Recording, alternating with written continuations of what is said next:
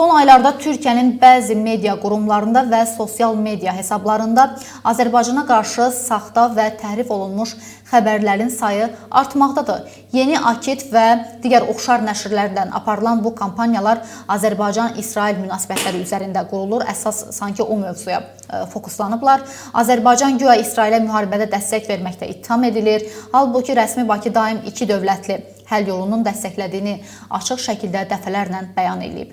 Azərbaycanın bir neçə dəfələrlə verdiyi rəsmi açıqlamalara və təqziblərə baxmayaraq dezinformasiyaların tirajlanması hələ də davam edir. Hətta BMT-nin 80-ci sessiyası çərçivəsində yayılan saxta şəkillər buna bariz nümunədir. İddia edilirdi ki, Azərbaycan nümayəndə heyəti Netanyahunun çıxışını dinləyib və alqışlayıb.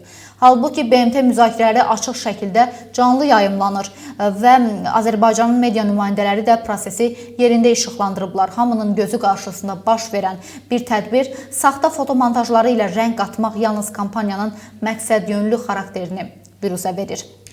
Təəssüf ki, bu kampaniyaya Hürriyyət və Sabah kimi nüfuzlu qəzetlər də qoşulub, Azərbaycanın rəsmi qurumları dəfələrlə saxta xəbərləri təqzib etsə də, bəzi media qurumları yalan yaymağa hələ də davam edir. Türkiyə rəsmiləri məlumatları hələ ki təqzib etməyib. Türkiyə hakimiyyətindəki mənbələr bu yalançı xəbərlərlə bağlı araşdırma aparıldığını sadəcə bildiriblər.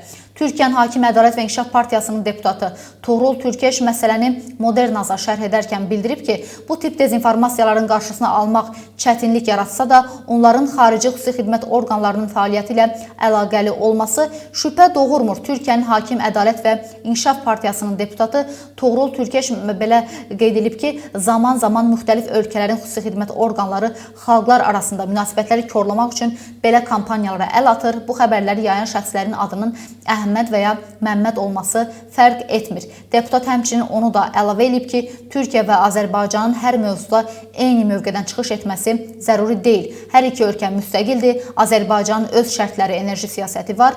Mən Rusiya ilə pomidor ixracı ilə bağlı addım atanda Azərbaycan eyni addımı təkrarlamaq məcburiyyətində deyil. Eyni ilə Azərbaycan da neftlə bağlı qərar verərkən Türkiyənin reaksiyasını hesablanmır. Beynəlxalq münasibətlər mürəkkəbdir. Bu səbəbdən ucuz mediada yayılan şayələrə qapılmaq olmaz.